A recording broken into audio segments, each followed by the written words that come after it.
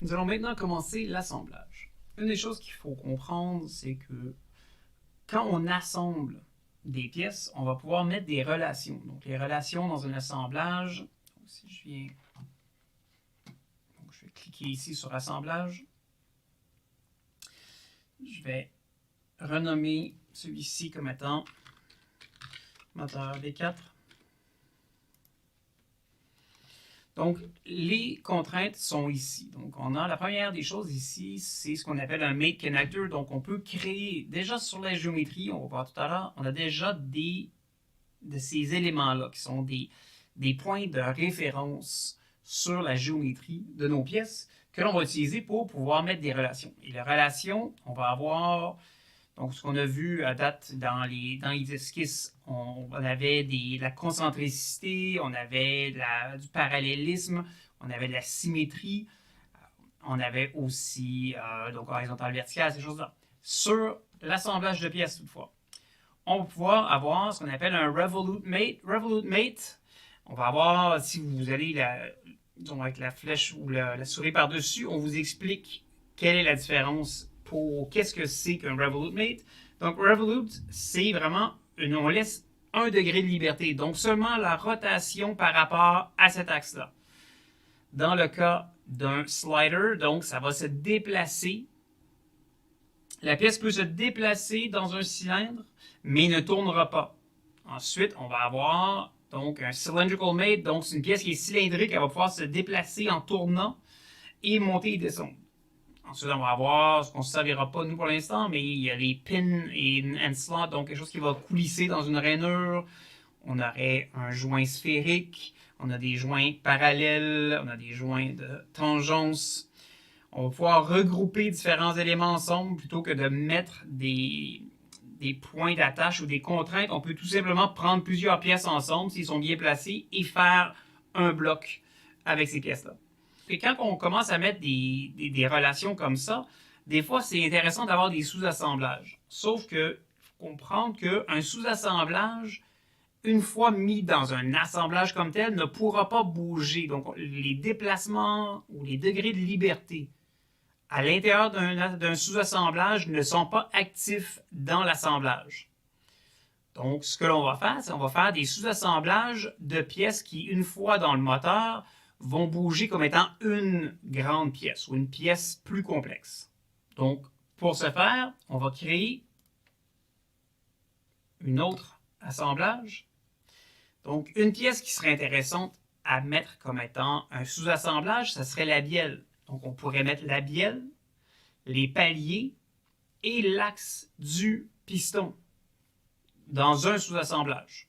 J'ai renommé assemblage 2 par bielle. Là, pour faire un assemblage, ici en haut, j'ai le bouton ou la fonction Insert. Et là, j'ai toutes les pièces que l'on a fabriquées. Si on commence avec l'axe du piston, je peux mettre l'axe ici.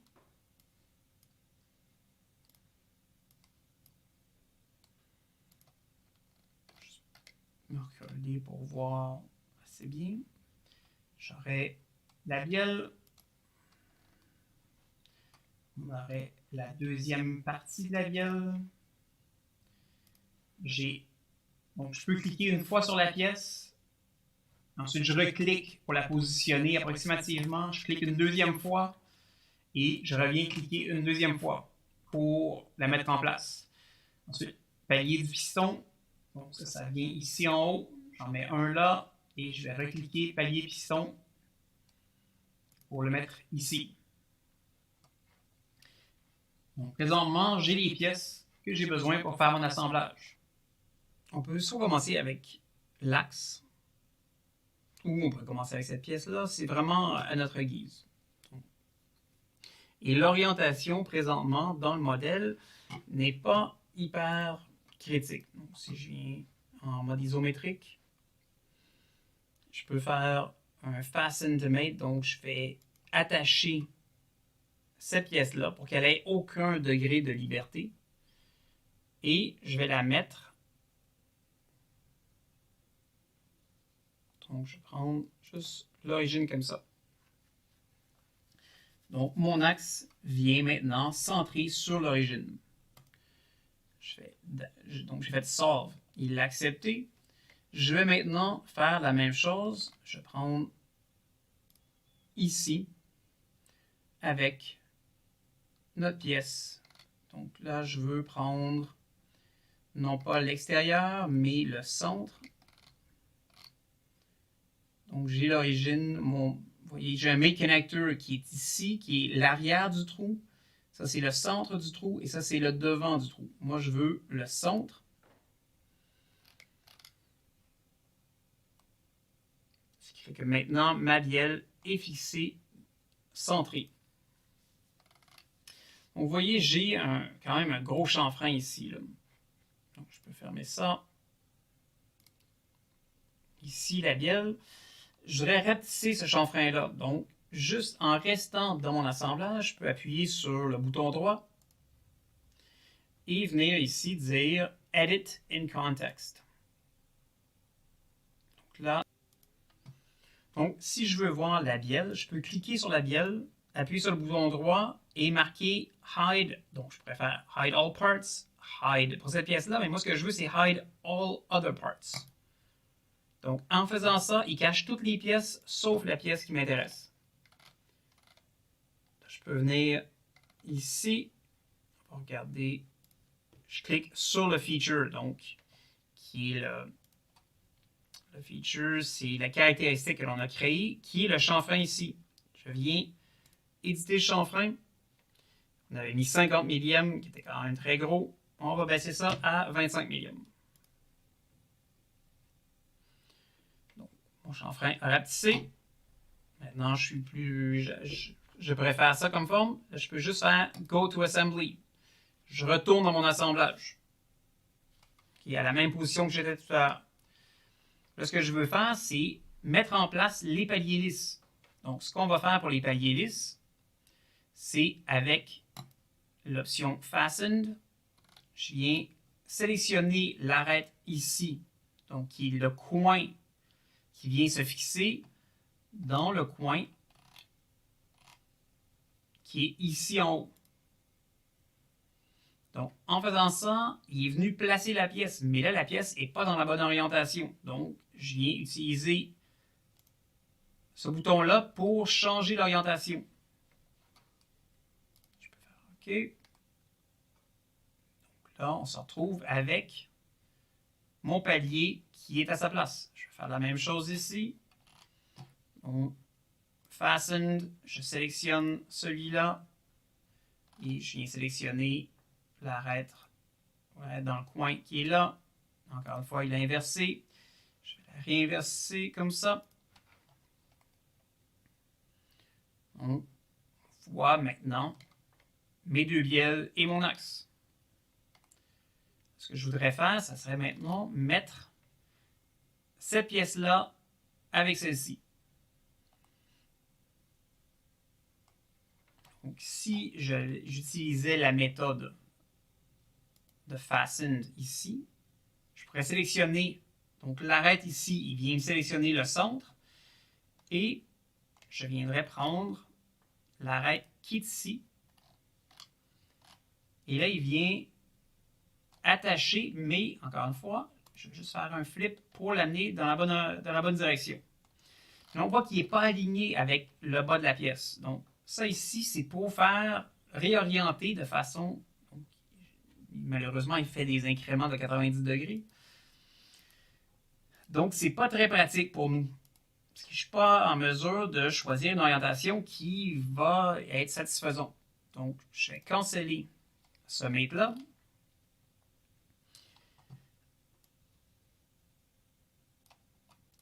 Si je clique sur la pièce, j'ai, vous voyez, les flèches qui sortent. Ça, c'est les axes. Donc, je peux déplacer la pièce en utilisant la flèche ou je peux tourner la pièce en utilisant l'espèce d'arc qui est à côté. Donc là, ce que je voudrais faire, c'est positionner la pièce quand même proche d'être dans la bonne position. Donc, ça commence à s'approcher. Ce que je peux faire maintenant, on pourrait dire que cette pièce-là est cylindrique. Entre ça et ça. Donc, sélectionner mes deux entités. Maintenant, ça me permet de bouger dans toutes les directions. Je reste dans le même axe, mais je peux bouger d'un côté à l'autre.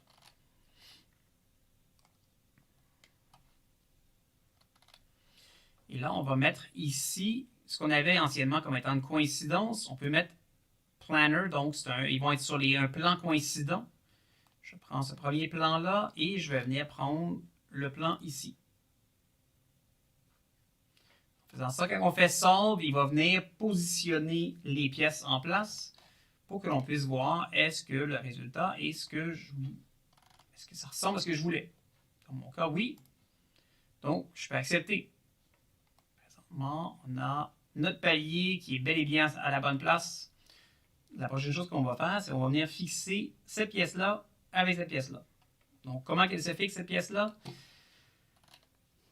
On n'a pas laissé de jeu entre les deux pièces, donc tout arrive vraiment sans aucun espace entre nos pièces. Donc, je peux faire ici un Fastened Mate entre le trou de fixation qui est là et le trou de fixation sur la pièce qui est ici.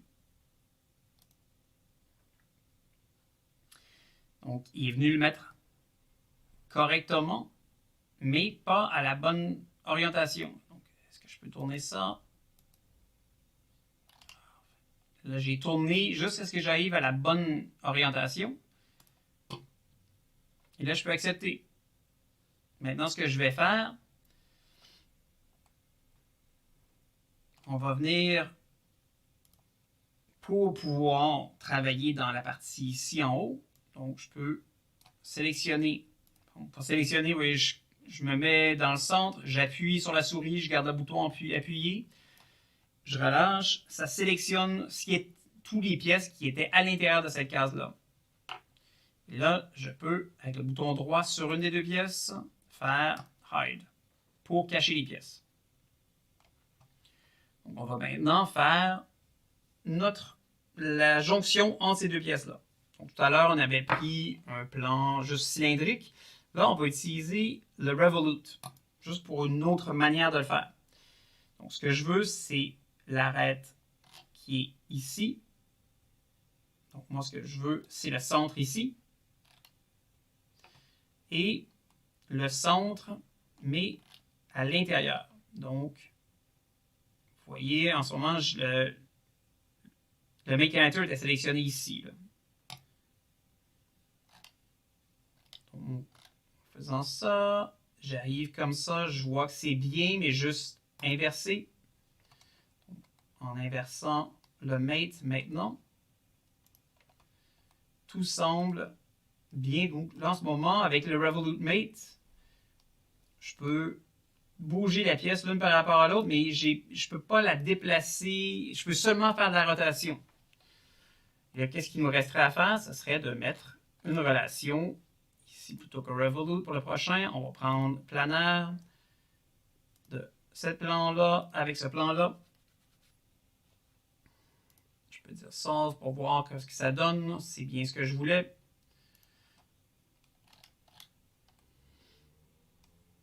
Donc, cette partie-là est bien placée. Je peux revenir ici. J'appuie sur l'œil pour l'afficher. Là, j'ai une bielle qui est quand même bien assemblée. Il resterait seulement les vis pour tenir ici. Donc, pour mettre des vis, je peux fermer le Mate ici. Il a caché les pièces. Parce que... Donc, est-ce que tout est bon? Tout est fixe? Oui. Dans le bouton d'insertion, donc Insert, on peut insérer dans notre document qui est courant, dans d'autres documents, ou des composants standards. Donc, si j'ai dans les composants standards, on va en rester en pouce. Donc, j'aurai soit bolts and screws, donc des boulons ou des vis, des noix, des goupilles, ou des studs, donc des tiges filetées, des anneaux élastiques, donc ce qu'on appelle des circlips, ou des washers, donc des rondelles. nous, on voudrait mettre une vis. On avait fait le trou pour une vis 1/20. La distance, est-ce que je peux mesurer? Est-ce qu'il va me permettre de mesurer dans la fonction? On voit, j'ai pris le cercle en haut, le cercle en bas, ça me donne une hauteur de 1,653. Donc, je peux choisir ici une vis. Donc, on aurait une vis d'1 pouce. Donc, si c'est 1,6, ça veut dire qu'ici, ça doit être 800 millièmes. Donc, je veux avoir plus que 800 millièmes. Ça ferait juste 200 millièmes d'engagement. Ça me ferait 400 millièmes. Si je viens à 1,5, ça me fait quand même 700 millièmes. Donc, 3 fois le diamètre, qui serait intéressant. Donc, je sélectionne une longueur. Le drive, c'est le type de vis qu'on va avoir. Donc, nous, c'est une vis à 6 pans creux. Donc, on va juste laisser un hex comme ça. Et là, ce que je vais faire, je vais juste désélectionner ça ici. Je vais sélectionner le haut des trous où je veux mettre des vis. Si je fais Insert, automatiquement, Onshape comprend que la vis, je veux qu'elle soit fixée à cette position-là. Je vais faire OK. Et là, je me retrouve avec tout et correctement comme je le voulais. Donc, en regardant plus près, j'ai remarqué qu'il y avait un léger désaxement entre mes deux pièces. Bon, si j'essaie de bouger cette pièce-là, je réalise que elle reste dans le plan. J'avais donné une planarité avec la pièce en haut, mais j'avais oublié de barrer dans l'autre direction. Donc, si on voudrait, il faudrait mettre une planarité ici et sur cette surface-là. Si je fais solve, il va essayer de comprendre tous les tolérances ou les contraintes que je lui ai données.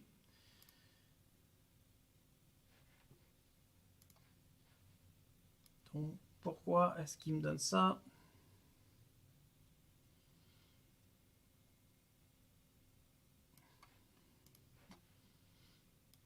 Donc, je peux voir, si je clique sur une pièce, je peux faire Show Mates, donc voir les contraintes. Donc, je vois que j'ai une contrainte de planéité ici, qui est là, et j'ai une contrainte de planéité ici, mais on a perdu la contrainte de cylindricité. Donc, si on voudrait rajouter, je peux juste prendre cylindrique, ça et ça.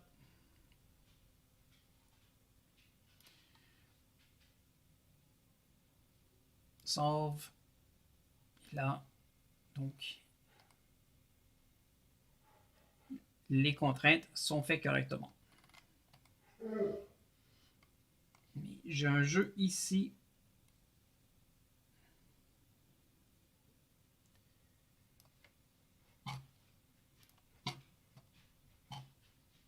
Donc, pourquoi est-ce que celui-là aussi, j'ai un jeu?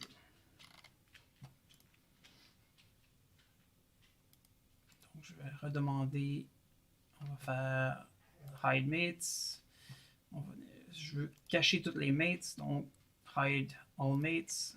Ensuite, je demande Show Mates. Ici. Donc, j'ai bel et bien la cylindrique et plan.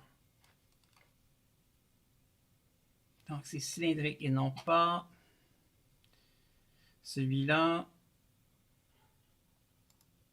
On va juste le modifier. Et on va mettre plutôt que cylindrique, je vais mettre comme étant un revolute. Pour barrer les deux axes d'un coup.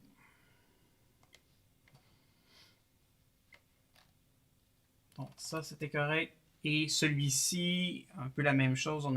Là, j'avais fait 2 planaires plus une cylindricité. On aurait pu faire un revolute et une planéité. Vous allez devoir excuser mon chien dans le background. On a donc maintenant, si je me mets en mode isométrique, on a bel et bien notre bielle qui est assemblée, qui pourra maintenant être insérée dans le moteur V4.